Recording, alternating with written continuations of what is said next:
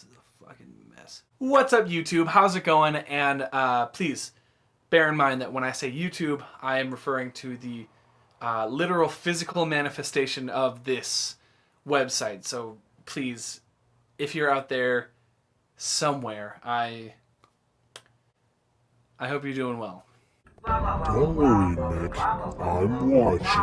Always watching. This is, of course, another installment of Happy Foo Year, a retrospective looking back at every recorded Foo Fighters album to help celebrate the band's 25th anniversary. My name is Nick, and this is my entire bread loaf of a dog, Riley. Riley is a heckin' chonker, but boy, does he sure know how to keep up a healthy defensive line.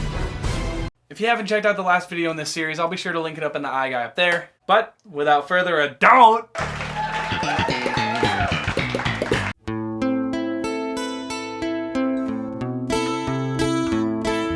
so the year is 2007, and 12-year-old Nick wants more than anything to get an Xbox 360 so he can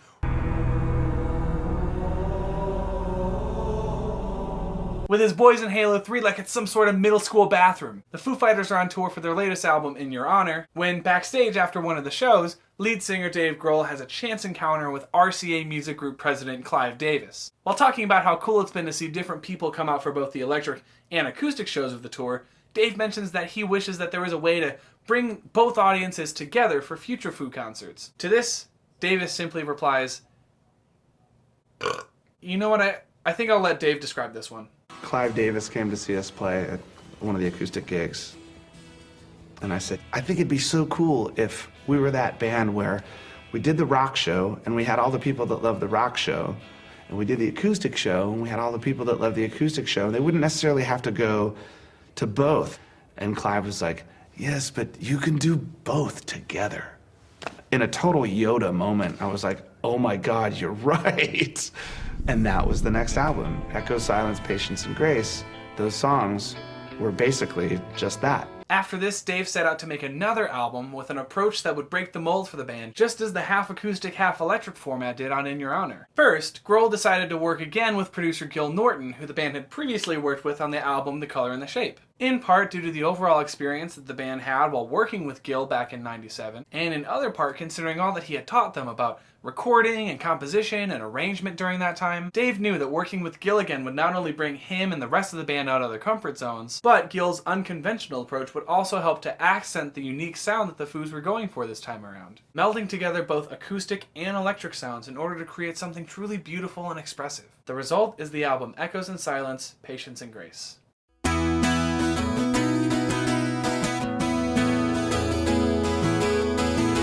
An important point to make while going into the initial recording process for Echoes was to blend both ideas that the band was going for the last album. The acoustic songs of In Your Honor resonated with audiences across the tour more than they had ever expected, and now the band wanted to tap into that feeling. However, finding a way to write songs that were softer and more melancholy, while also wanting to stay true to themselves and their heavy songs, without treating the two of them like they were separate entities, was quite an undertaking. Now, I know that might sound a little mushy when talking about a huge rock band like the Foo Fighters, but thanks to the impact made on the band after seeing how people reacted to the acoustic shows of the tour, they were more willing than ever to embrace a sound that was worth listening to. Not that the Foos were opposed to still writing music for people to go crazy to, but think about it this way. How important is it to you to do a good job at something once you realize that someone's actually paying attention to what you're doing? For me personally, it's when my cat watches me poop. All of a sudden, I have a pooping expert in the room watching every move I make, and now I underperform? Get out of your head, Scarpinato!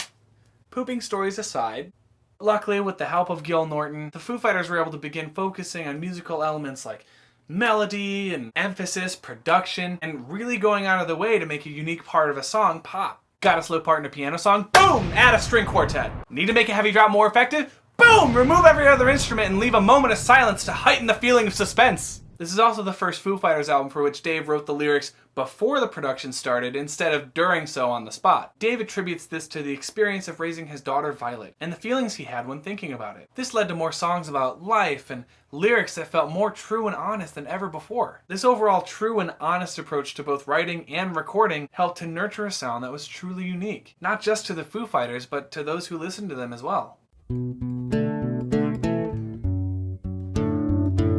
Going into this album for Happy Foo Year, I was surprised at just how many songs I remembered and loved from back in my high school days. I wasn't expecting to enjoy this album in retrospect as much as I do, but the surprise is certainly a welcome one. Personally, I feel like the band sounds more focused here than ever before, and the range of sounds found across the album make for a truly diverse listening experience. To this day, I still don't feel like the Foo Fighters have put out anything like this. The subtle blending of both acoustic and electric sounds are so easy on the ear, thanks in huge part to producer Gil Norton's efforts. The way one song flows into the next, and the order by which the songs on an album appear, also known as album sequencing, really help to turn listening to Echoes into a sonic journey that you won't find anywhere else. There's a definite beginning and end with plenty of dynamic peaks and valleys in between. Songs like The Pretender, Long Road to Ruin, and But Honestly shine in this regard as singular examples, but I really don't think I can do this album justice by just describing it to you. I highly suggest that you check this album out, and once you do, or if you already have, be sure to let me know in the comments below. And be sure to stick around until next week. I'll be picking a song from this album to do a cover of, and let's just say that I'm so excited I'm about to